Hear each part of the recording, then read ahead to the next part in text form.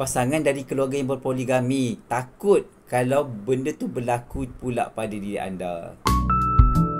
Ada yang rasa bersalah lah sebabnya apabila ayah pasangan kita ni memang poligami, dan juga mungkinlah ada beberapa orang lagi dalam keluarga dia memang berpoligami. Memang terdetik lah dalam hati, takut dia ikut jejak ayah dia. Betul tak? Tapi kita kena ingat, latar belakang keluarga tu memang bukanlah memainkan peranan utama dalam keinginan seseorang untuk berpoligami. Ramai juga yang lahir dari keluarga yang berpoligami, tetapi apabila dewasa, apabila dia dah matang, dia dah boleh fikir dengan baik dan juga dia tahu tahap kemampuan dia, mereka pilih untuk setia dan juga bina satu perkahwinan sahaja sepanjang hayat mereka. Kalau ada kerisauan, kena terbukalah dengan pasangan kita. Kita bagi tahu dia, saya tak nak awak buat perkara yang sama, saya tak nak tentang poligami.